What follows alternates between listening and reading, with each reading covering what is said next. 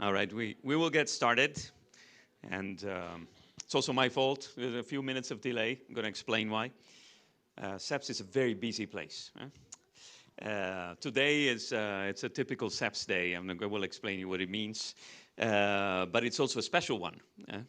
Hey there, Marilis. So for those that don't know me, I'm Andrea Renda. I'm the Director of Research here at CEPS. I just want to open formally this event. It's a very important event for us. There is a big report that is being published, a report that is also being influential in the reflections that the European Commission, but also specific experts are going through on the future of the single market.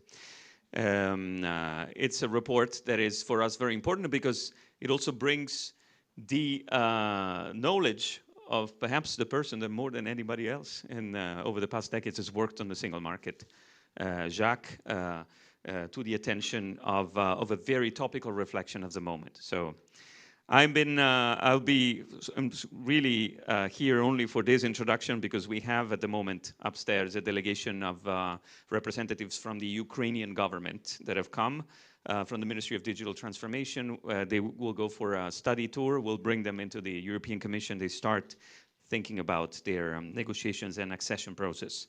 So it's something that we are very proud of being able to do, bringing them to 6 different Directorate Generals of the Commission, members of the European Parliament, and so on and so forth. We have another delegation coming here to talk about artificial intelligence in another room, so it's a pretty busy day. And so I will have to go back to the delegation and we continue our introduction of the EU digital policy. But I'm going to leave you in very good hands. Because I will now give the floor to Elżbieta Bienkowska, who's our chairwoman, the chairwoman of our board. And not only that, she's someone who's been working a little bit on the single market, I would say, right? And she's been quite busy with it when she was commissioner for the single market. And so we're very happy also to have with us a person that chairs our board that has that specific knowledge, because we do believe at CEPS that the single market will be and what it means, let's say, for the EU and the world will be one of the key themes and the key topics of the coming years. So welcome. We have also one of our old friends, Eric, coming in. He's also someone who's currently a bit busy with the single market. Perhaps he'll tell us later what he's doing. Well, we know, of course, but maybe he'll tell everybody.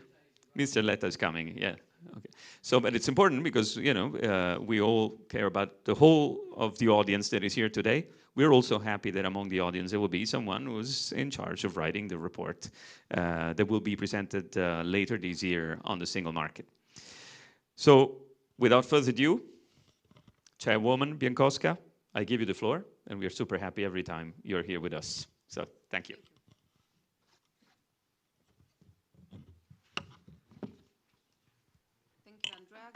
Good morning, everybody. It's my pleasure to be with you. It's really, I was looking at this picture, you see, it was probably the beginning of my term. I thought I could do everything with the single market. And as each and every commissioner for the last 20 or 30 years. Maybe 20, because you, of course, saw the extremely important Pelkmans directive in 2006. I will be rather brief, but let me share with you a few thoughts on the single market, of course. We all know last year that we celebrated, European Union celebrated the 30 years of the single market. Everybody was happy, everybody says how important it is and how, what it gives to the European economy. But as you look inside at this report, extremely rightly pointing it, single market is not so single. We have 440 million population without UK. This is extremely, enormously big market. And we still are so fragmented in different parts of this area that it really provides our companies from growing. It's really, we are losing billions of euros each year because we are not using this extremely important tool to the last extent.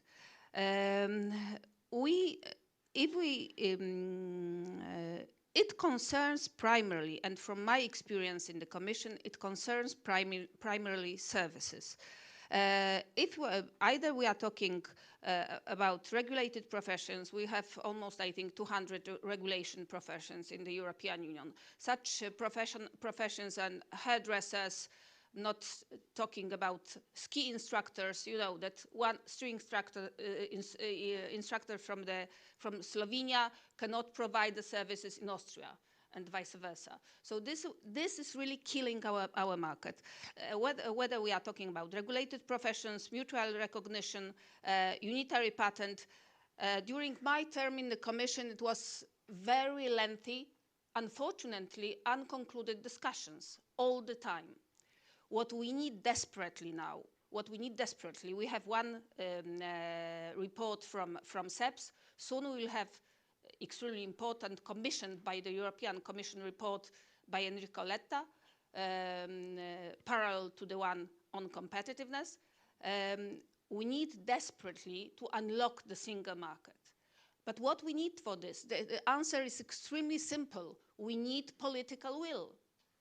And this is the only thing what we need. What was standing across of growing or unlock the potential of the single market was simply and purely protectionism of some member states. And I told it many times, both in the council and internally in the commissions. During my, each and every commissioner responsible for single market, there are some different important topics. In my case, it was starting the defense cooperation. Defense cooperation is also a single market topic. This is also single market, and it is now growing. So we need to really to do our best to unlock this political will. I don't know whether it will happen. You see, as I was at the beginning of this, I thought, okay, I will convince them. This is so important for each country, even the biggest one. And then finally, I remember all of those compet councils that I was participating in, and each and every minister was starting and finalizing with preaching and praising the single market. But we are only preaching. We are not doing, unfortunately. We are saying how important the single market is and how we love the single market at the beginning, at the end. But then we are not ready to make any decision. During my term in the European Commission, here are my colleagues from DG GROW, we proposed, after some times, in not so happy mood, we proposed two very small instruments, really tiny. One was e-card, that was electronic card that was telling, the authorities in one country that the company that is providing services in the other is okay, that they are paying taxes, they are insured, they are not breaking any labor regulations, and it was completely blocked. It was completely blocked. The other small tool proposed was single market information tool, exactly the same as the competition policy has. This is welcome. Welcome, Prime Minister. Okay, good. So we proposed the other one, single market information tool, which was exactly the same instrument as the competition policy has. It was about just the ability of the European Commission to ask companies directly about the situation of the market. It was also killed. So I will conclude by my last memory from my last Compet Council in November 2019, and I was not then reading my speeches. I said I have up to my ears listening to you about how important single market is. Let's do something about it. And then one of the PERM rep responded, I was listening to this for the last 15 years. So hope it will not last so long, because I think everybody now, especially with the geopolitical situation, especially with this what I mentioned about the defense sector and the defense policy, and the defense capabilities that Europe needs to engage more, I think this is the moment when we all need to take decision. Of course, the most important here is the Council and the political will, as I told you before. Thank you very much. I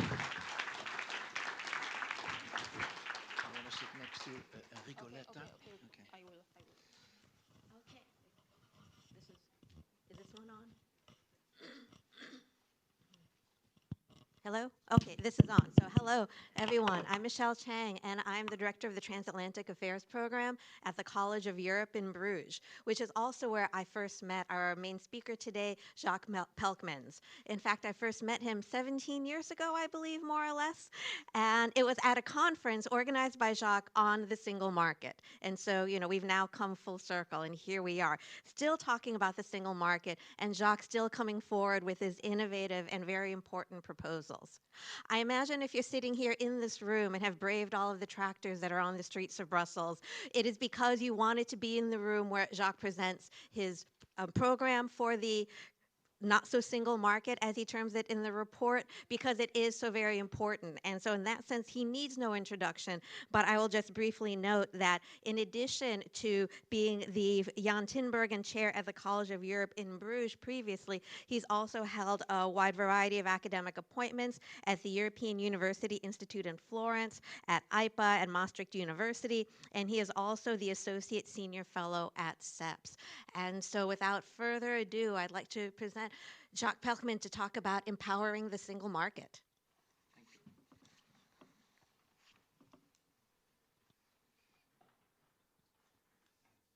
Ladies and gentlemen, I'm very pleased that you've come out and every chair is occupied. That's a good beginning for a single market report. I will start quoting a few things from 2 October 2014 in the European Parliament. There was a speaker mentioning on the single market effective enforcement,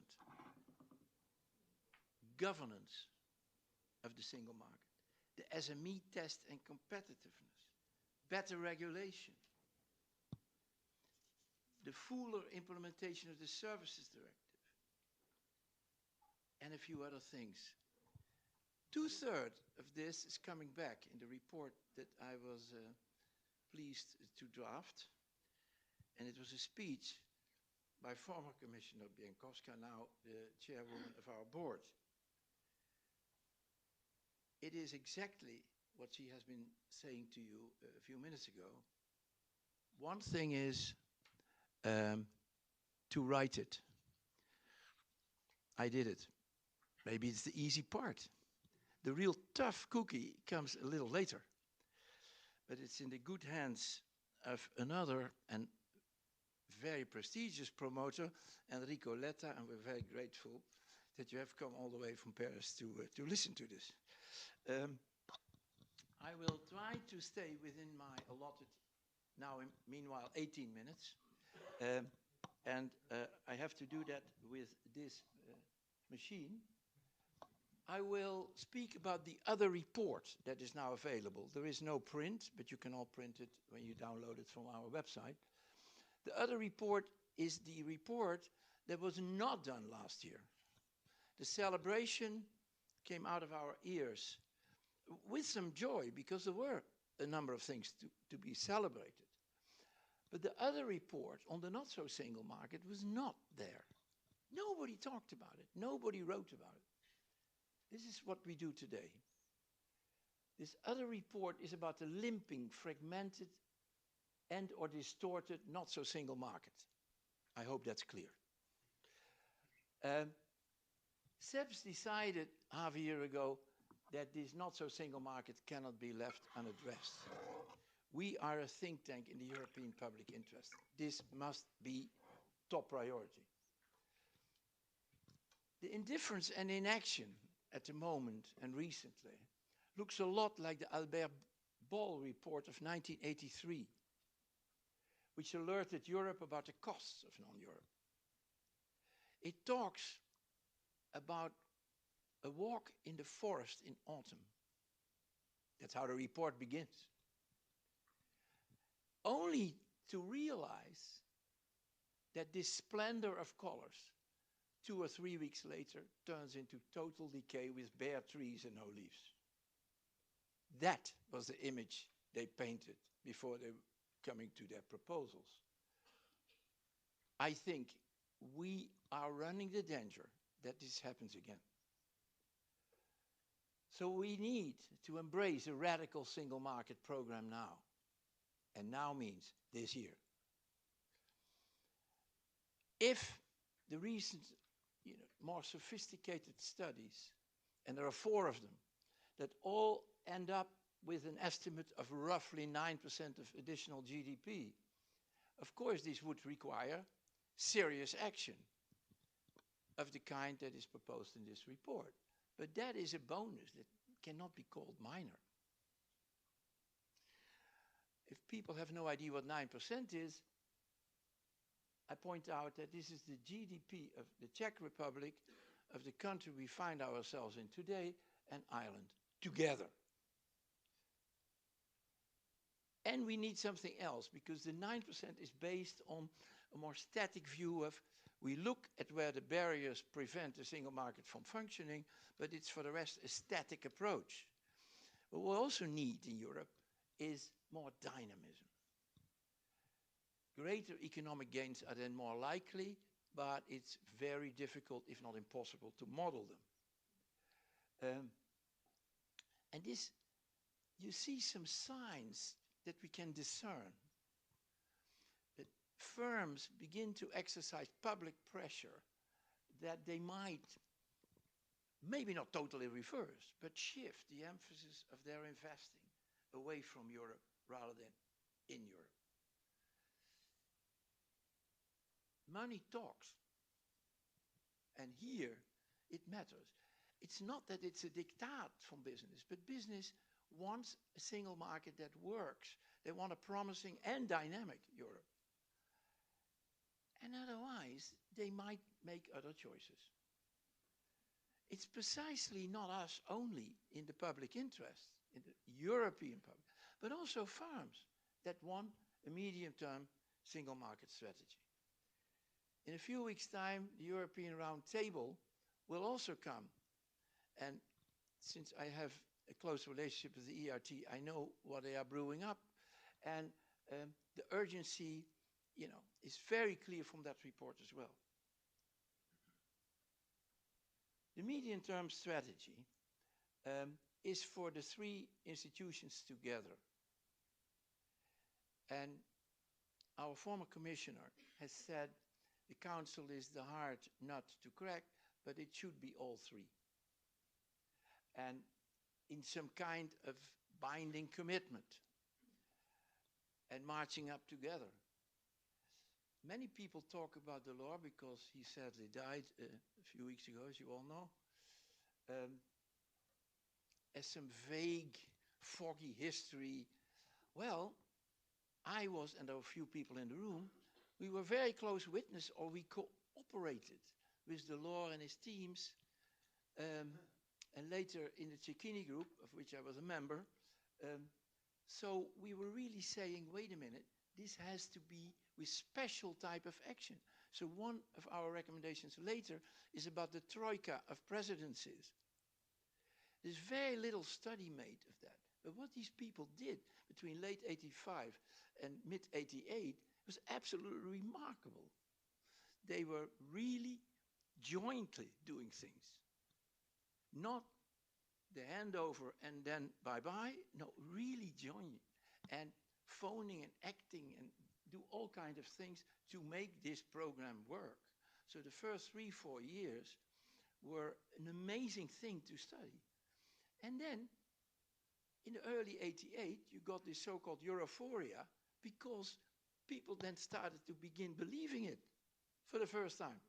So that's very important too. There should be regular oversight and milestones in such a report. We don't do detailed proposals for that. I think the Council and the Commission are perfectly capable of doing that. There should be a dedicated commissioner for the single market. DG GROW there are a lot of respectable people in there, and I know some, but we shouldn't have a mix of 3, 4, 5 things. We should have a single market commissioner as a vice president, full stop. Prominent and with leadership. The European Parliament should have regular plenaries to assess progress and push. The IMCO committee should be far more active on enforcement. There's a lot of discontent about enforcement, even though the Commission has stepped up enforcement. That's all explained in the report. But stepping up doesn't mean it's enough. We propose that an IMCO-driven annual enforcement session will be held in the Parliament, where people, because with enforcement, there are two things that one should keep in mind. One is the company, or the member state if you want, allowing it, does something which is not part of European law and would eventually maybe end up in the Court of Justice, maybe, or the Commission bumping it, so on. If that happens, there is no real punishment. It may be that there is a law, or many laws, that violate single market obligations. And all that can happen is that after a while this is ended. It's ended by agreement with the Commission, or it's ended by the court, or halfway on the way, but there is no further punishment. So that's a perverse incentive. You can go ahead for years. So what?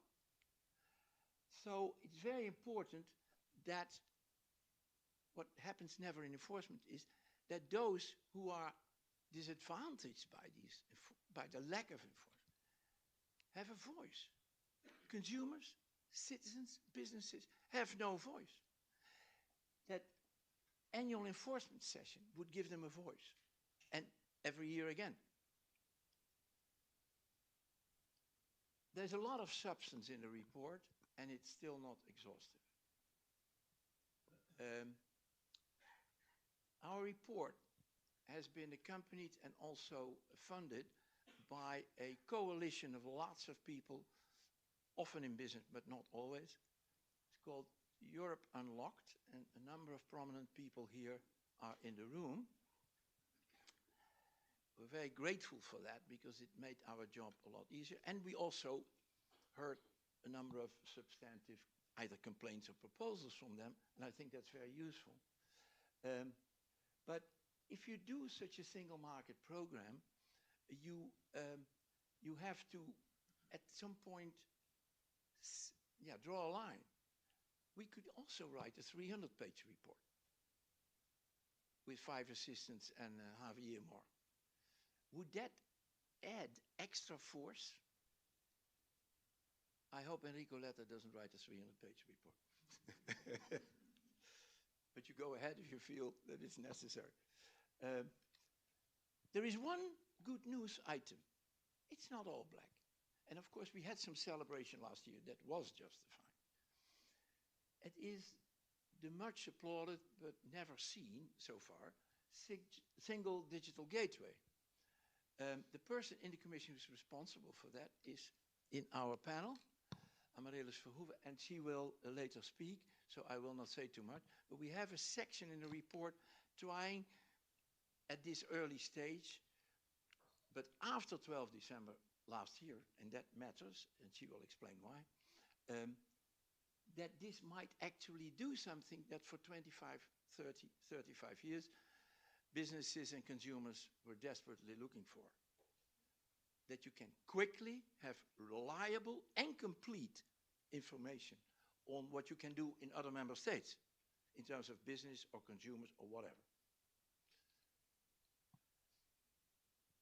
As Beate Biankowska already said, the conglomerate of services is a very big nightmare in the EU. We propose 2 parallel action programs. One under the Services Directive. The number of people in this room that have worked very actively on the Services Directive, either to get it accepted in the first place or to make it work better than today. I've myself written a report for the European Parliament on their request on the Services Directive and what is not done yet. How much is done, what could roughly be the value in terms of money or in terms of added GDP. That's about 2.2% of EU GDP so far achieved. And what is not achieved, which is about the same in that Services Directive. There are other independent reports, including an econometric exercise, that comes to roughly the same position. So it's worth it. But also, what is less often discussed, the services under dedicated sector regulations. And if they are discussed, they're often discussed in their own little world. The railway people talk to the railway people. The air transport people talk to the air transport, and so on. We propose that this is brought together under one package, even if some of the sub-packages are a bit specialist. The point is that these dedicated sector regulations sometimes include network industries, which creates even further complications. But nonetheless, we have to tackle it. With network industries, you often have investment programs that are very many years and extremely costly. So it is not so easy as you might think. Under the Services Directive, the focus should be on professional services, retail, and construction services. There are more, but these are the big problems that need to be tackled. Because most people have no good idea. If you ask 100 people in Brussels who know about the EU and say you get 1 minute to explain me the internal market for services, I think 95% of people couldn't do it. This is an attempt to make it simple. The left, So realize this is a simplification. So the left upper is the Services Directive. I'm not going to read all of that, don't worry. The other 6 blocks are under the separate sector regulations. And it's a range of things, and therefore it is complex. It is also stubborn, as Biankowska has just explained. Very, very, it's not even the politicians, but there is a lot of extreme asymmetry of information that makes it very difficult for ministers to take hard decisions on some of these things. The Commission has done a good job by creating the ProServe indicator on trying to catch the restrictiveness of for example, for professional services, such that you can compare it between member states. That's actually also in a report I wrote in 2017 for the Parliament, and show member state by member state how the biggest of these services differ. And the differences are often big, so that reduces the asymmetry of information, because a member state that is very restrictive, while another is not, in exactly the same field, should then try to answer this in serious terms. They haven't. The former commissioner said they just block it, or they turn away their face. And that, I think, must be addressed. So you see here that an agenda for this second action program is mightily complex and diverse.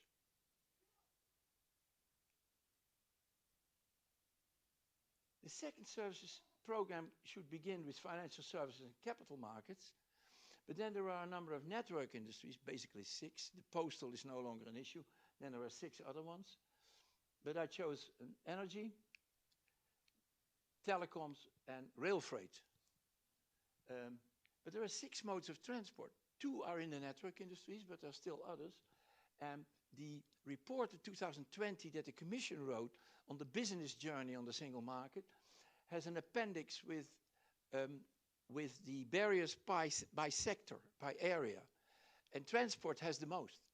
15 different complex barriers. So there's quite a job to be done. And then the regime for temporary intra-EU cross-border services, including the posted workers, where there's also been a lot. We have now a much better regulation for posted workers since 2018, and for enforcement since 2014, but we still have lots of problems when it comes to details. The integration of financial markets is dealt with a bit in the report. Yeah, we could also have written 100 pages more. CEPS has a special capital markets institute. We have a financial services section. We do a lot of work there, and we best refer to that. The banking union needs completion by allowing public risk sharing, and that depends on macro issues and maybe bad loans, accumulation of bad loans. But it's possible. We can do this. If we have public risk sharing, however, that would also be very beneficial, because then we have an easier channel in capital markets for companies. When you come out of a crisis, but you must always rely on bank capital, it's very bad. And it may slow down your recovery by years, as we have seen between the US and the EU between 2011 and 2014. So if we have public risk sharing, there's an added benefit in the overall stability in the macroeconomic sense. Then the EU-wide capital markets, there's been some harmonization, but that's not easy to achieve. I would recommend to you a 2022 report in CEPS by the Capital Market Institute, which tells in great detail what all these problems are, but also how there is a lot of hidden protectionism, which is very shrewd, but not good for the European Union. It would be, if we can achieve it, a major opportunity for acquiring more risk capital. But there are vested interests. We have 27 capital markets in the EU. Many of them are mini. They have not enough liquidity and depth. But everybody is defending them. Why is that? Then in network industries, the old Moroni doctrine, mind you, from 1958, is still sticking out its head, even though after the Lisbon Treaty, as Marta Simoncini and I have shown in a very extensive article, I'm not going to bore you with that, there is neither a legal nor an economic argument to continue with this argument. It's just not true anymore. All the guarantees that, by the way, also the US, but also the EU wants in the Lisbon Treaty are all available. And we show that for 3 different sectors. So, why then not? BEREC is not even an agency for telecoms. But also in energy and in rail, deeper market integration could be accomplished if EU agencies, under an overall framework law, that of course the Parliament and the Council make, that they could do the detailed implementation, would be much better. But one problem of that, of course, is also that in energy and rail you need gigantic investments. Some of them are being done, but surely much more of that is necessary. Maybe many of you have never heard of the 11 freight rail corridors. Already there since 2010. Well, first 9 and then 11. But they need investment. We had EU ambassadors for every single corridor. So it's definitely a serious attempt, but it's not finished and it's not nearly as good as was promised. But we need it for the whole network, and it would enormously improve the efficiency of European rail transport. Then the intra-EU interconnectors across the border, particularly for a non-fossil based energy, from areas where there is enough sun or enough wind, or sometimes both, and where there is a net demand. And if that's efficiently done, and the more renewables we have, there is a strong case that we can lower our energy costs, finally. And that's important. But that requires also faster permits. We are not the first one who say that. And there's a big story in the ERT report of 2021. You should read that with red ears. But of course, that does require that all the countries guarantee system stability of the energy network. In transport, the shift from road to rail. I see young faces, but I see also, let me call it, less young faces. You remember in 2001, big splash we would shift trucks from road to rail, 2001, that's 23 years ago. The modal split is exactly the same today as in 2001. So it's not that we moved a little, we didn't move at all. We must do this for the climate, but surely also for competitiveness. And there should also be, there is some attention for combined transport. There is far more potential. These two things go together.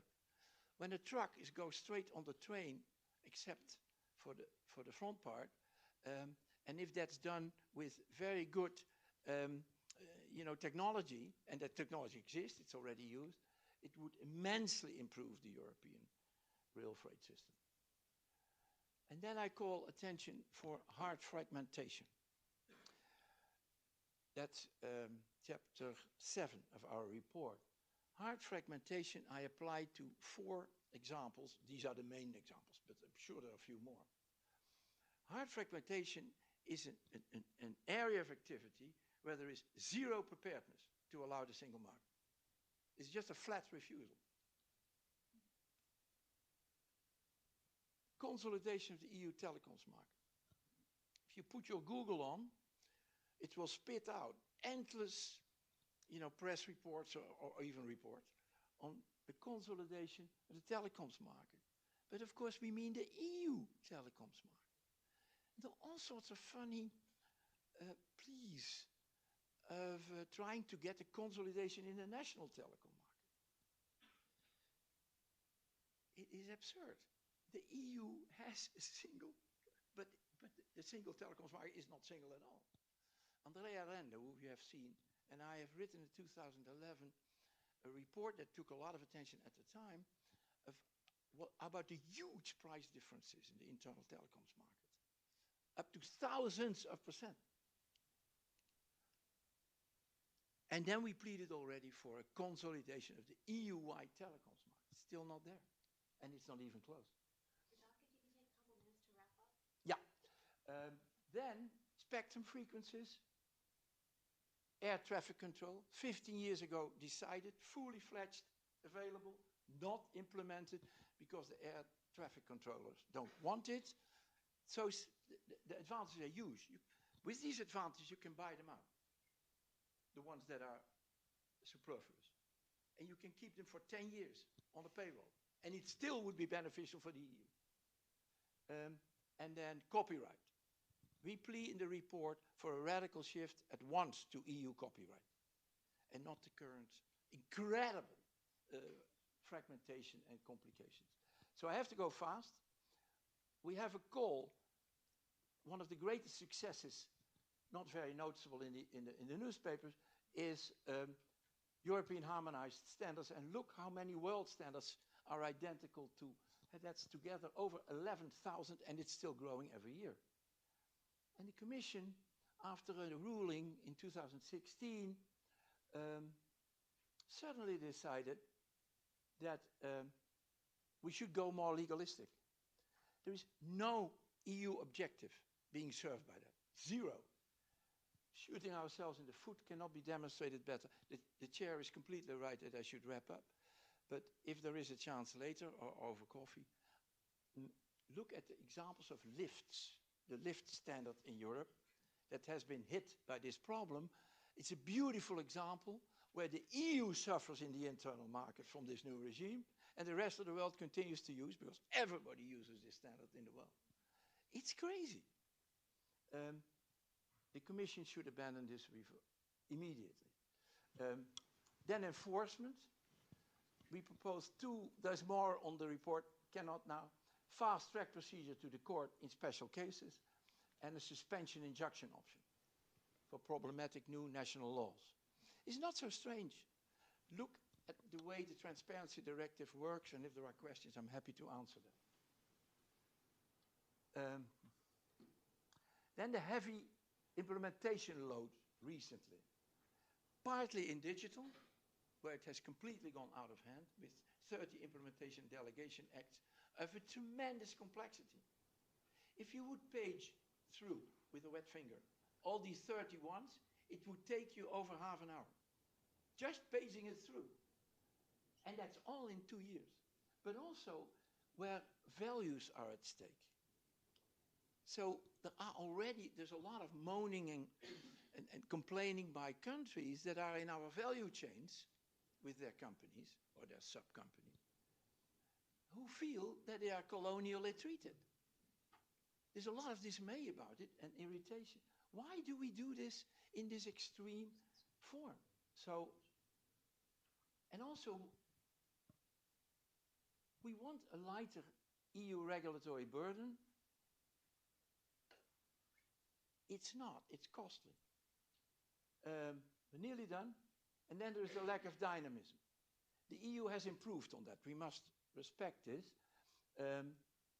But we don't have large competitive national capital markets, let alone an EU-wide capital market. That would help a lot. There is some stimulus beginning of startups and innovative mid-caps. It's a beautiful report from the EIB, 10 January, on innovative mid-caps that have been ignored. But we need a more strategic perspective. The climate is now ripe for it, and that would create dynamism. We also show that the new unitary patent of the EU can be extremely helpful for that, to make it much easier to have access to finance. Proven. Here you see venture capital compared, and you see on the left side the average amount raised by venture capital funds. That has improved. The dark blue is from or green, from the EU, but the average amount invested in companies with venture capital has also improved, but is still, much, much smaller than in the US. This is a call that going green and going digital should also be consistent with the single market. And we give 14 examples. We could also have given 24 examples, but 14 examples, I hope, in all sorts of areas. That's for green. We give another 8 or 9 examples in digital. So this is important. Of course we want green and we want digital, but it must be, this is the last slide.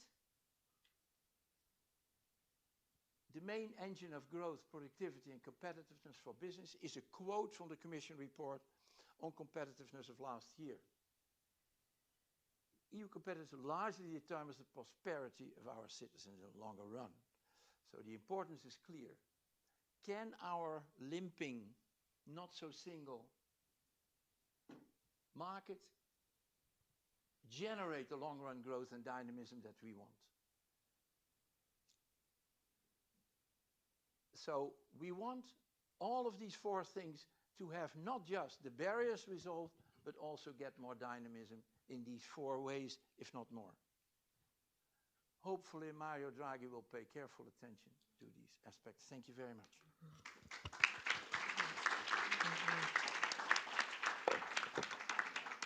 Thank you very much for that thought-provoking report. I'd like to first invite any audience members that have any burning questions for just a couple of minutes before handing things over to our next speakers. And does somebody have a microphone for them? There's a microphone. Why don't you come out? May I take the benefit of it? Sure. Good. Tim Rentrop, working for DG Employment in the European Commission, of course speaking in a personal capacity and as a former lecturer on the internal market at APA in Maastricht. We always speak about breaking of silos, and I notice very much this is the internal market silo, and unfortunately it has not communicated, by the looks of it at least, with the social trade union silo diagonally across the road, which argues for years, almost decades, for a social progress clause. And I would be interested in your views on how such a clause should be framed, that it's not destroying the advantage of the internal market, while at the same time giving social matters, trade union rights, precedence over the right of free movement. So at first sight, a direct opposite political movement. How would you reconcile those two? Okay, thank you for the question. I would say that we can allow for 3 questions, and then we'll hand things back over to Jacques, and we do still have several more speakers to go and hear from, and then we'll open it up again. Please. Thank you very much, and thank you, Jacques. It's lovely to be here again, and I'm sort of glad in a way that both Jacques Delors and Arthur Cofield are no longer with us, because I think they would be absolutely demoralized to see that 30 odd years after their launch of the single market in 1985 in the white paper, there is still so much to do. They'd rather hope for more. But there are two things I'd like to sort of pick out from what Jacques said right at the beginning. And forgive me, I'm a lawyer, but nobody's perfect. But the rule of law and enforcement are absolutely critical, and that cuts it at two levels. In 1985, we sat round that table in a wet January morning in Cofield's office, and we said the big problem is that for the last 5 years, the Council of Ministers has made these fantastic statements about what needs to be done, followed up by no action whatsoever. And what Delors decided to do, he made the internal market the key priority of his presidency between 85 and 89. And apart from the radical proposal, in my view, could you please get to your question, sir? Yeah, okay.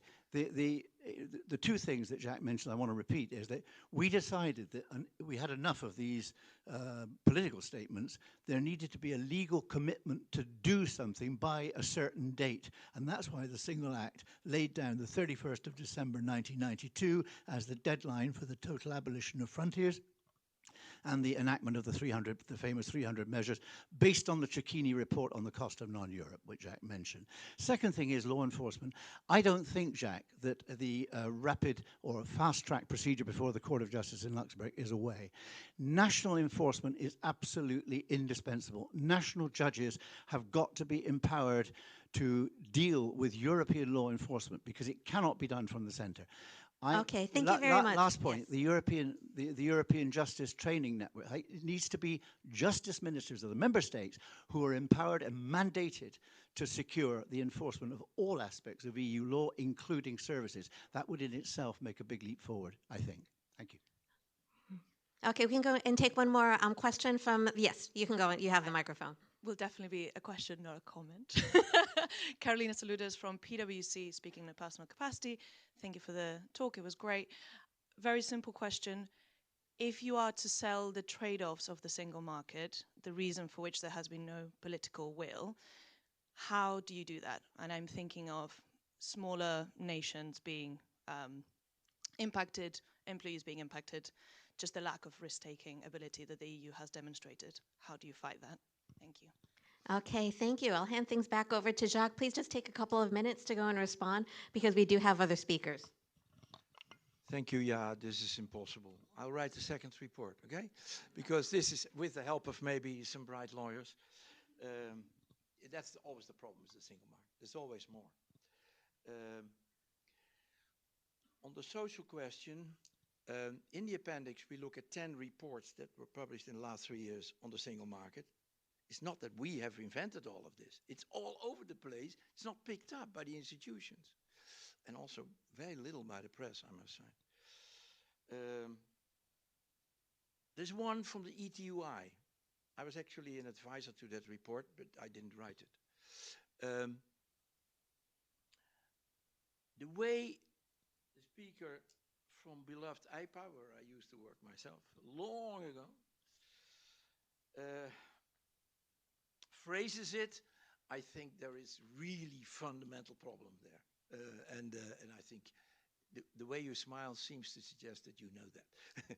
So therefore, I think it's not now the moment to override free movements by a general clause of that kind, or clauses of that kind.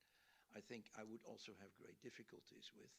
But the second reason is member states and their unions at the national level also are very loath to give away the power to the center on these kind of things. So I would say, nice try, but I would be skeptical. Can I leave it at that? The second thing is that, yeah, you said a lot. And maybe we could have some more than one cup of coffee over this on an occasion very soon. Yeah, there may be legal solutions to some extent in this. And because there is already a possibility to go to national courts. It's not that but this is too technical now, partly for my limited brain. And I'm a quite multidisciplinary, but I am in the heart an economist, so that is important. So I think I better pick this up later. and it could be complementary to what we write. On the trade-off question, I'm not sure what exactly is meant. If it is meant that smaller member states have too little a say, yeah, I would agree, but it's also obvious, no? How can you expect smaller member states, and we have many member states in the EU. It's not an insult, it's just an observation of a fact. I mean, Brussels has more inhabitants than Estonia. So, I mean, we have to be careful. I'm not talking about Malta or Luxembourg. So, we cannot expect that smaller member states have as much power as the big ones. That's a natural cause of event. So, I don't know what exact, but it's certainly not true, and then I stop, Michel, that smaller member states are not sinners and the big ones are sinners. This is crap. There are sinners all over the place. It is true that bigger member states may be more pushy and get away with it easier, but it's certainly not true. If you read, I'll give you one example that you can check. Perhaps we should go and wrap this up because we do have other speakers today. Yeah, so go to Eurocommerce every half a year. They have a long list on their website of the offenses in retail. Member state by member state. All member states are there every time. Okay, thank you. So we do still have several speakers to go and hear from today. We have Julia Delbrena, who is head of unit from DG Grow, Amaryllis Verhoeven, head of unit for digital transformation of industry, also from DG Grow, and we have Andrew Cave, the Secretary General of ESBA. And so I suggest that we go in that order, and each of the speakers has 5 minutes. So Julia, please, the floor is yours.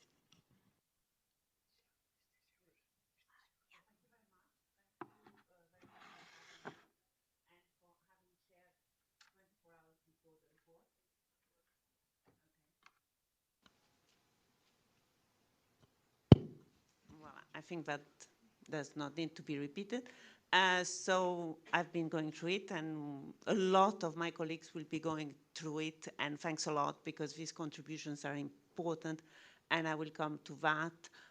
And my first and main comment is about the need for political will. This is something that you are saying, but it was said by Mr. Renda in the introduction, and we all feel, and I see in the audience, I have some colleagues from the council, because we've been discussing that a lot, and you mentioned that the communication of the single market at 30 was mainly celebratory. I can object to that. It was not only celebratory, but it was also because it was a big moment and it had to be celebrated. But it also notes a lot of things that have to be worked on. And at the end, perhaps a bit hidden, it talks about an annual policy cycle, which doesn't mean anything for most of you, but means something for me and my colleagues from the council, because this was a request of most member states that we could work together, so the Commission and the Council, to have really, to deepen the knowledge of what's going on, what are the problems, and to work together so that it goes not only to the Compact Council, but also to the European Council. And you quoted former Commissioner Bieńkowska on a speech of hers. You could also have quoted a lot of conclusions of the councils and the European Council that obviously show progress, but come back always to many of these items. So it was not that you were not heard, but you said it, you know, just you were heard, but then implementation did not follow. So we are starting this new way of working, and well, you beat me on time because the Commission is supposed to publish what we call an annual single market and competitiveness report, and it should have been published, sorry colleagues from the Council, end of January. Won't be published today, but will be published mid-February. And the idea is just to share the wealth of knowledge of data, and we have some key performance indicators. And this will be a very technocratic start of a political process that then will continue, and I'm very happy to be sitting in front of President Letta here with the Letta report you mentioned, and then in the summer we will have, and that was your last word, the Draghi report. And these two last, not mine, are the big political milestone of a first semester that will be dedicated to competitiveness and mainly to single market. You ended up your intervention saying, can a not so single market generate the long economic growth and dynamism we want? I would reverse the question, can we have a long-term economic growth and dynamism we want without a single market, a functioning, we call it, it's not so sexy in the communication, of functioning, well-functioning single market, and I hope more political interventions in the process will come with something that sounds better. So yes, we are working at technical level on the political will. A lot is being done, and thank you also to the Belgian presidency that really put that very, very high in the agenda. And so this is something, but, and we go to my second point, the single market is not a thing that stays there waiting to be completed. It's a process. It's a process, and that's why your contribution and all this round of consultations that have been done by Mr. Letta are very important, because everybody is sitting, we are sitting now in the single market, so everybody has to contribute. The single market is not there still, because there is a big world out there, and we saw it with the energy crisis, and you did not mention the energy single market, but a lot has been, briefly, has been done there. Also, the world is changing very fast, demography, technologies, and Amarilis, thanks for being here, because she will go into that, and new technologies mean new barriers. So it's not the same to take your diesel car and go through Europe, or take your electric car and go to Europe, because you need to charge. But they also bring a lot of new opportunities, and I guess this will be detailed there.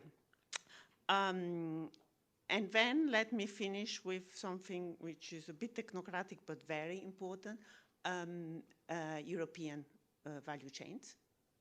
This is something we have to build, and so the process is not we have to complete the single market to have these value chains, but it's a circle. European value chains also help the single market and are the recipe for what you called a business destination. And voila, and I forgot a point, so I will finish with that. The world is changing out there, and the single market changes with the world, and we have announced and are collectively working on a big enlargement wave. And not only the single market must be ready, but this will also, and this is the idea of the circle, help the single market to be what we want. And this afternoon I will be talking to the Ukrainian delegation that CEPS is taking around Brussels. Thank you very much. Thank you very much for that, Julia. Next up, we have Amaryllis Verhoeven. The floor is yours.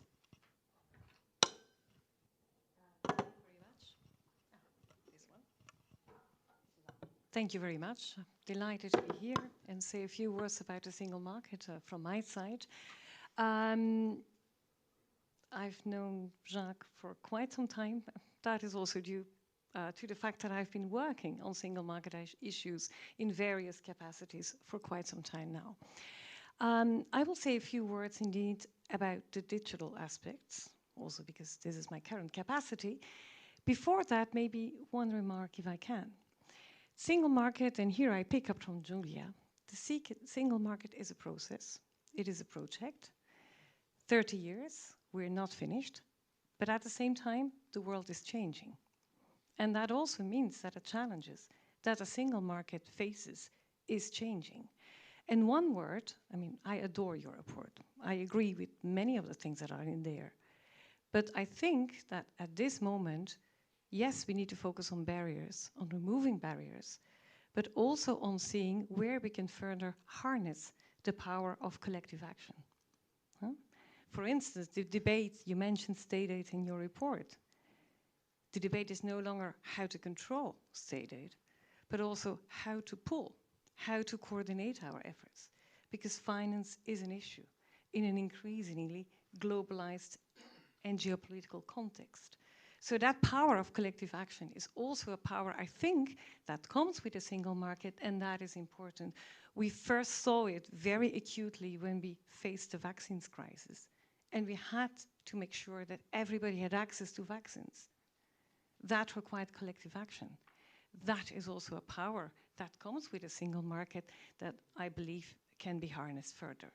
But okay, now back to my current business, digital. Digital said already, quite a revolution. Revolution for the single market, and it has been said already, this commission has been investing a lot in legislation on digital. There was a need for it. Again, the world is changing. Lots of new questions have been emerging. If we did not try to tackle these questions at a European level, they would have been dealt with at the national level. And we know the consequences of that. Even more fragmentation. Some of that legislation, by the way, was a mere upgrading of the existing acquis. And I give you an example that I know very well because I worked on it. The Product Liability Directive. One of the cornerstones, dating back from '85. But the products at that time were different products from the smart products we know today. So we had to deal with questions relating to what do you do with software? Is it a product in the first place? How to deal with it? Who is responsible when things go wrong? These are questions, and for this we needed regulation. But regulation is not all.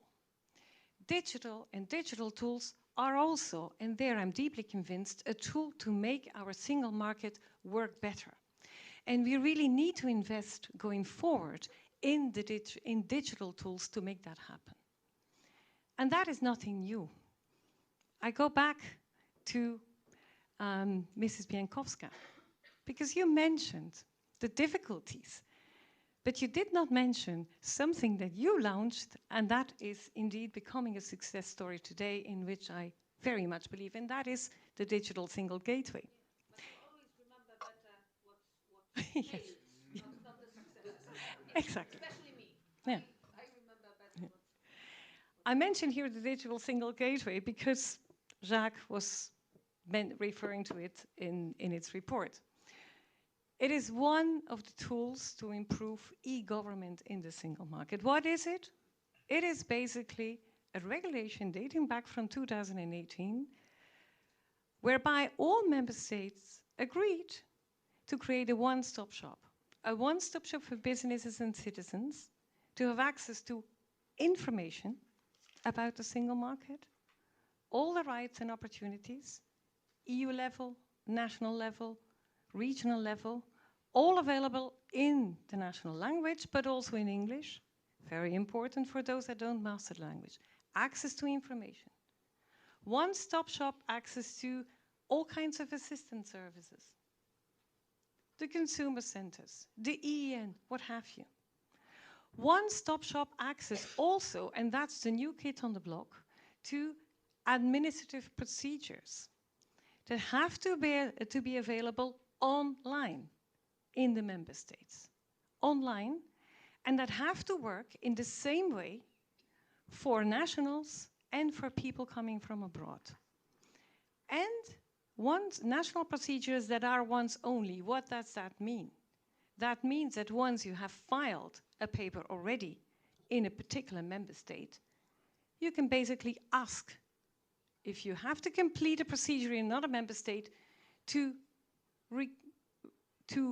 reuse that document and to have it used in the new procedure. So an automated exchange of more than 12,000 pieces of evidence across the single market, making the lives of businesses and citizens a lot easier in the various member states. It's a huge project. It's a huge project in full development, but it can be a massive source of reducing red tape in the single market. Imagine you want to start up a company in a new member state, you need to have your permit. You can do it from where you are, online, with papers you've submitted already once, no need to have them translated, authenticated, etc. It's done via the system.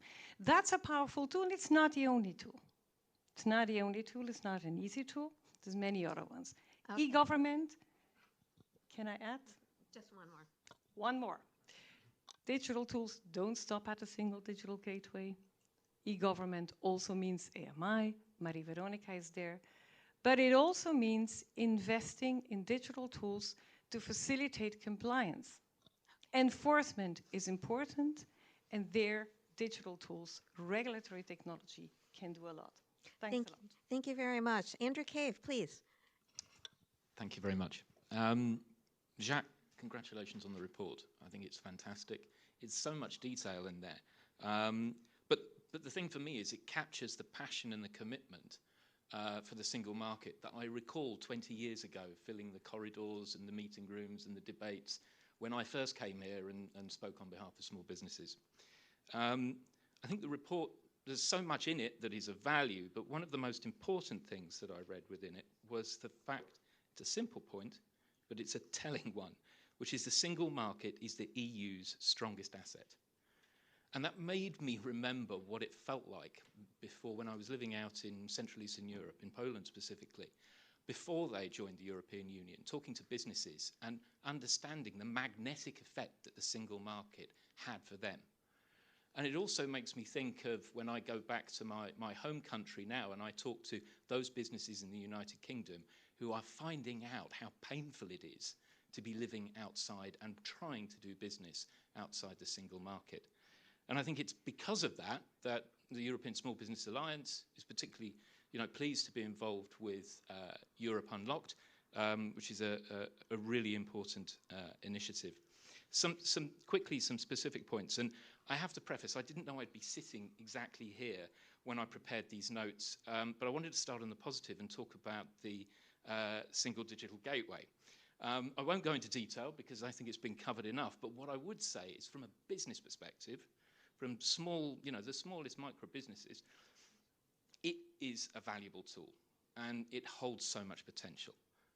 So I think it's important to start with the positives, and I was pleased to see that it was reflected in the report.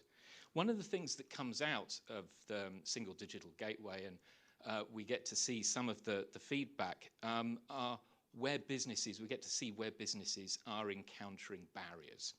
And it's telling that the provision of services is up there. It is really important, and it's not something, and I know the Services Directive, I was involved with it when it was first adopted, it was seen as something that was for large businesses. Ultimately, done properly, it will benefit the smallest businesses as well. And what we see today are members coming to us and they're complaining about tariffs, authorizations, a range of issues that need to be addressed. So the specific actions within the report, I think, are really timely. And also the reference to greater enforcement and the Court of Justice, I think that obviously needs to be looked at as well. One thing that wasn't mentioned earlier, and you would expect me coming from a small business community, I have to talk about regulation, otherwise I won't get to the end of the week with my members.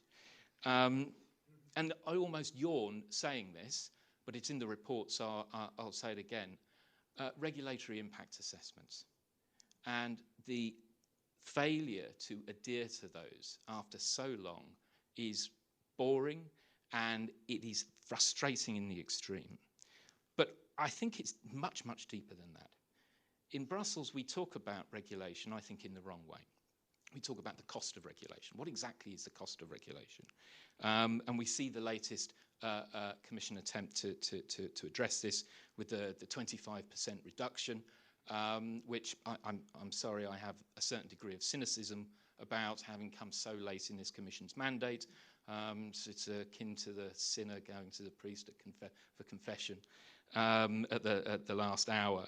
But what we really need to focus on is the complexity and the time that is taken by businesses in dealing with regulation. And it's the confusion that is being generated at EU level through things such as exemptions, expediency in this city to push through regulations which are value-based, and I'm not saying that they're not important, but then creating a nightmare where businesses on the ground simply do not know whether they're having to comply with something because it's come from the EU, because it's a national regulation, or because it's being pushed down the supply chain and is just a cost of doing business. And that complexity and confusion needs to be addressed above and beyond the level of regulation. And I would say the same thing about the idea that has resurfaced as well, of the 28th regime as a way of dealing with difficult issues with the single market. It is a recipe, in my view, I think, for confusion and complexity.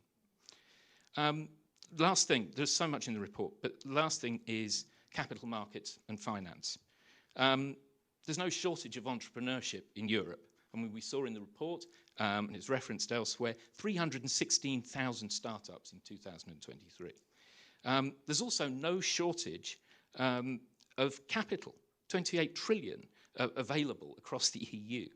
Yet you see US venture capitalists coming to the EU to plug the gap that is not being filled by homegrown VCs. And that's something that obviously is touched on in the report and needs to be addressed. I'd say one last thing. When we talk about the single market and defending it, and even from its inception, and this runs through the report, we compare it to the United States. It's understandable. But I think that's the wrong way of looking at it, because whilst we can look at the United States from a financial and a business and a market perspective, I don't think anybody necessarily wants the social model that goes with the United States. And we can't separate out the single market from the social model. And we are in a race. We're not in a race with the United States, though. We're in a race with ourselves and Europe's aging demographic. We have a small window in time in order to generate the kind of economy that can sustain the living standards and the social model that Europe needs. And I think the single market, and this report, I think, evidences it, the single market is the best way of ensuring that we do that. Thank you very much. So I think that we have time for one round of questions. So everybody that has a question, please keep it brief. And if you are looking for a dialogue and engagement, then please save that for the lunchtime. And then we'll give the speakers a chance to go and reply quickly.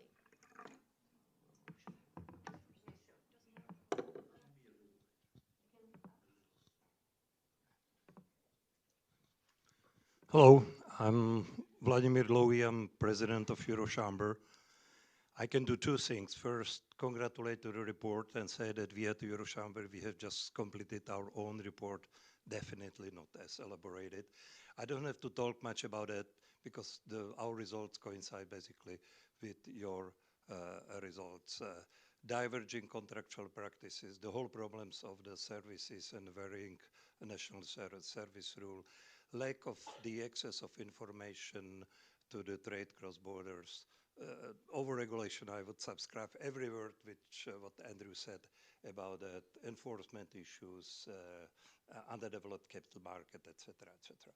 So we are here as Eurochamber to cooperate with you and to provide you the report, which is based on the replies of the huge amount, about 2,000 inquiries, etc., etc. But having said that, I'm going to do, if you allow me, shortly another thing. I have served as the economic minister of my country since the end of communism, since December 89 till autumn 97, first as economic minister of Czechoslovakia and then of the Czech Republic. And indeed, if I should compare the transition which we have prepared with the results which are relatively good for Poland, Czech Republic, Slovakia, Hungary, even Hungary in today's world, it was the single market which was the most important single particular reason why our transformation, our GDP growth, welfare increase, and our indeed integration to the EU was relatively successful with all the mistakes we have done. And this is very important idea to sell, also facing the enlargement, but also facing all the effort which must follow your excellent report. And this is one of the most important issue, which I believe we should understand, because without that it wouldn't be possible. But the last remark on the small versus large countries. But the single market effects, albeit accepted by businesses, are now being more and more questioned, because it was a win-win strategy. But there is a perception on our side of businesses in Central Europe that the biggest winners were the quotation old Europe companies with the much increasing value added generated by their companies than by the locals, siphoning of the dividends today, etc., etc. So surprisingly, recently, I see a lack of enthusiasm, which is stemming exactly from that. So if we are deepening the single market, we should be indeed careful that making one single market over whole Europe, indeed, there are not big differences between the winners or the losers, because every integration brings the winners and the losers. Economic history proves that. Thank you. Okay. Next question. Thank you very much. My name is Stefan Barriga. I am a college member of the EFTA Surveillance Authority. So I have to add maybe an asterisk to all your presentations about the single market. Actually, the single market does not have 27 member states. It has 30. Norway, Iceland, and Liechtenstein, through the EEA agreement, are also participating in the single market. I hope so also for the Letta report and for all the others. And the EFTA Surveillance Authority does what the EU Commission does in enforcement. So we monitor that Norway, Iceland, and Liechtenstein respect EU single market rules as incorporated through the EEA agreement.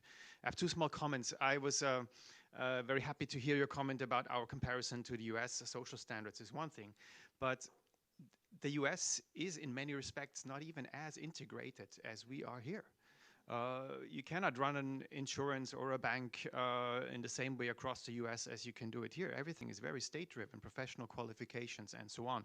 So I think we don't need to look so much to the US. I think there are other reasons why there is more capital and, you know, as you said, we may not want some of those reasons to apply here. But coming back to enforcement, that's my main impression now, having spent 2 years at the EFTA Surveillance Authority, and I think our 3 countries are not doing worse than EU member countries when it comes to respect for EU single market rules. But my main impression is, if all our states would really make a much greater effort in respecting the existing rules, the single market would already be advancing a lot.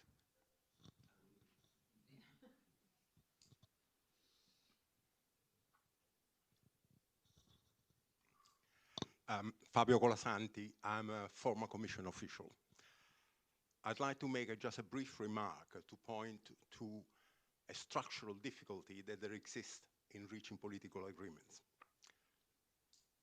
I base myself on the telecom market, but this may be true also for other sectors as well.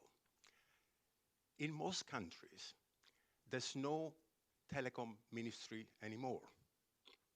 Whenever the Commission makes a proposal, ministers get their briefings from the telecom regulators, who have a vested interest in keeping things as they are. I want to be mindful of time, understanding that some people might have somewhere to go. We are scheduled to end at 12:30.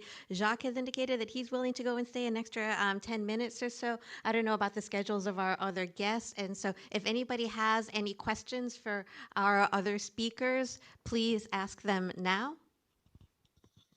Yes, hi, Katarina Maskant from Teneo. I'm senior advisor working with a number of different companies. I think you were very right in saying what we need for a strong single market is political commitment.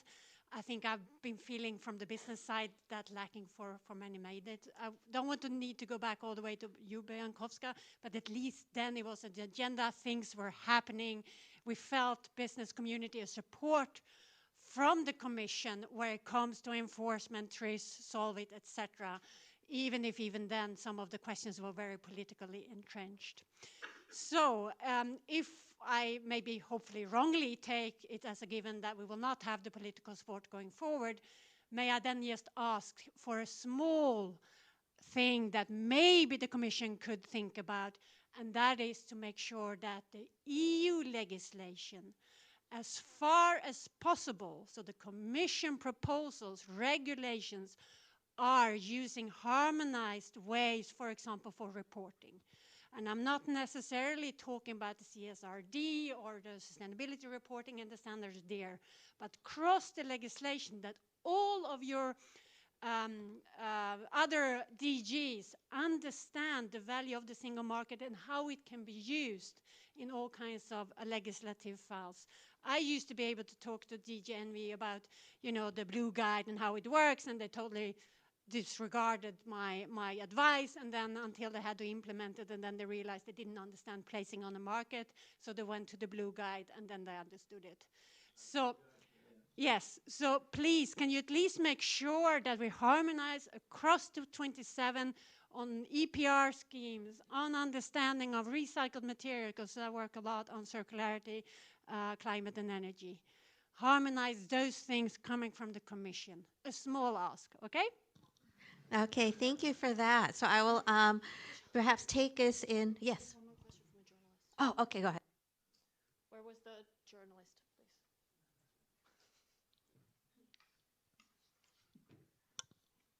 Good afternoon, Matthew Newman from MLEX. Just to follow up on the telecom theme that was just raised, we have a report coming out of the Commission on the 21st of February about the telecom market, digital markets, and a big part of that is the internal market.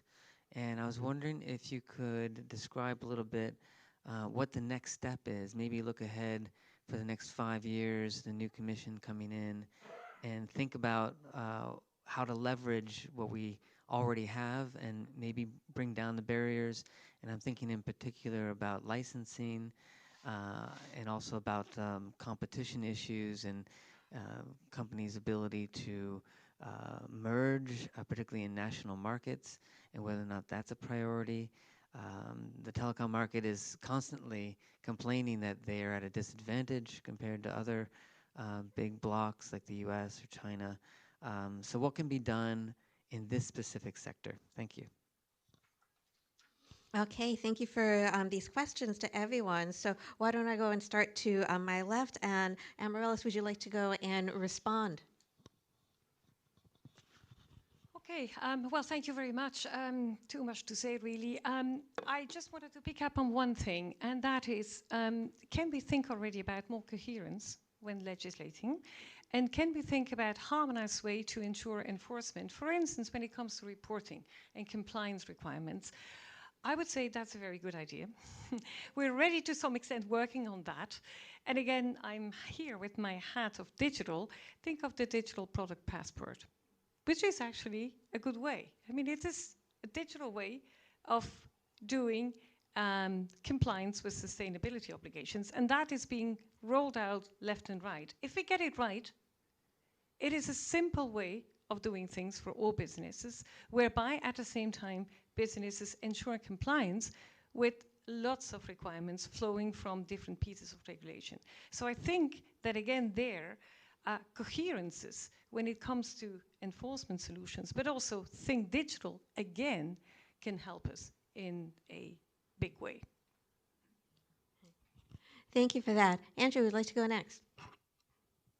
I would just say yes, please. I mean, in terms of that harmonisation, when we have meetings with, particularly across the Commission, you see opportunities, and they're seeing them as well. So I think there's a lot to be gained there. There's one other thing that another person I'd respond to, and it's been mentioned a couple of times, and the lady from, not speaking on behalf of PwC, but PwC, trade-offs with smaller member states in the context of the single market. Look, we're starting to see, in my view, the alternative to the single market, and it's referenced in the report as well. And you're seeing this creeping of state aid rules that are coming in. And when you look at the statistics, it's the big member states, Germany specifically, that is gaining the most by that. And if you go down that route, it's the smaller member states that will suffer. And within those member states, the smaller businesses that aren't footloose, they can't move to another jurisdiction. So I think the single market is the way forward, and we need to knock state aid on the head for that reason. Thank you very much. Julia, would you like to take the floor? Thank you very much.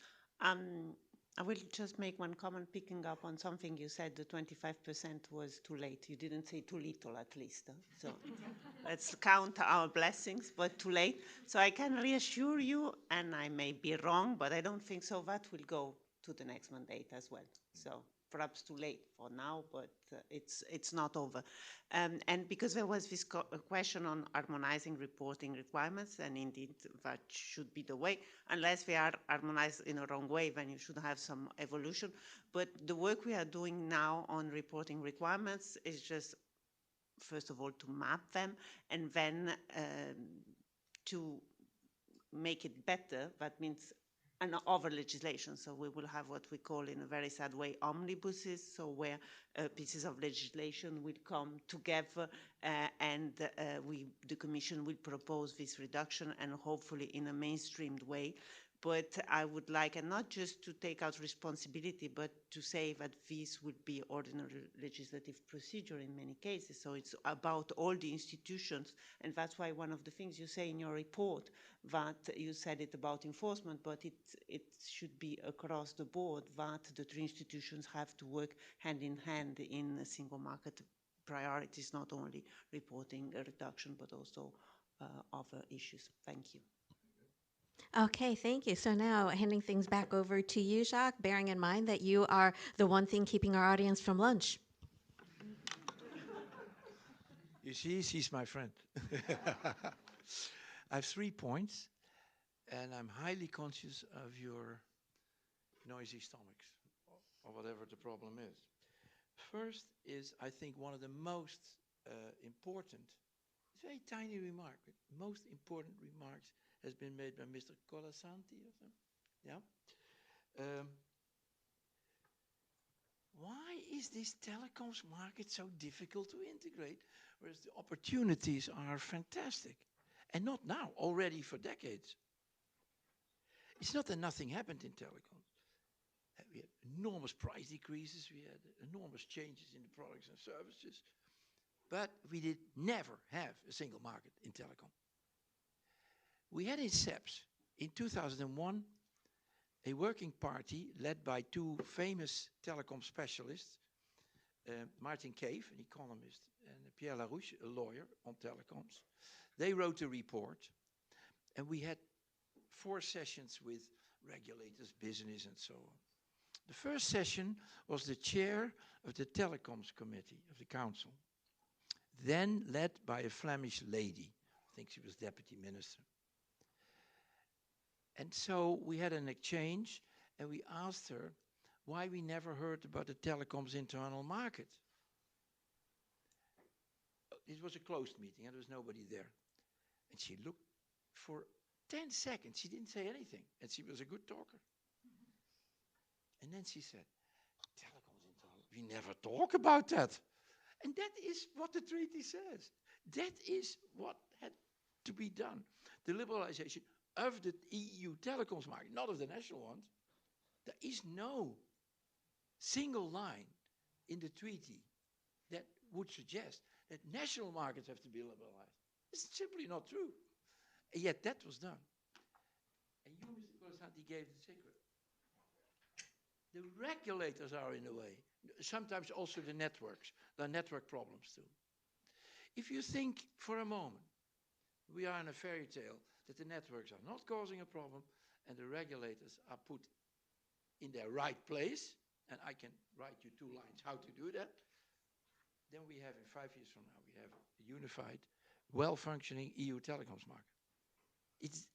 So we say the member states are different, but it's the regulator. Go to ministerial meetings, whispering in the ear of the minister. It's exactly as you said. So one of the 4, what we call hard fragmentation in the report, is that. And you put the finger right on the second point, about the German state aids being so huge and so on. Well, in the report, because obviously we all had heard these kind of stories, so on 15 November here, the relevant head of unit in DG Competition gave a speech here. And on the website, so if you go to the CEPS website for 15 November, it's so-called event page. And you can download all his slides with everything that I used for this box in the report. On the face of it, Germany has received, so he had data until late October, so we can hardly have it more actual. He shows that, yes, Germany got a huge amount, something like over 70% of the total, of these new state aids under that special framework. But 96% of the German part was spent on the two companies that were energy companies, basically with the Russians. It's stated in the report. So either they would have gone broke with huge amount of capital, people, you name it, or you rescue them from, faillissement, basically. That's what they did. So 4% of the German aid was used for the things that you suspect it's used for. And it's a one-off, because these companies are now alive and kicking. One of the two was Gazprom Germania, which is now in the hands of the federal government. So I don't want to go against you, because I also had my suspicions. But the biggest problem, and this often, is simply not correct. So I need to say that, because we are analysts. In the end of the day, we care about the truth. That doesn't mean your warning is mistaken, because I agree with that. There is a big risk in all of that. But out of the 9 things under that special framework, 6 have now, by 1 January, have stopped. There are only 3 left, and they stop end of 2025. So I'm also a bit wary and anxious about it, but it's not nearly as dramatic as it's often made out in this. And then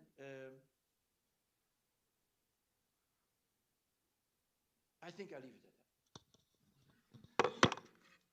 Okay, thank you very much. And this was a very thought-provoking discussion, and hopefully an ongoing one with an urgent call for action within the upcoming months. I encourage everyone to download this report, which is available on the CEPS website. But in the meantime, please join me in thanking all of our speakers, and especially Jacques Pelkmans, for this report.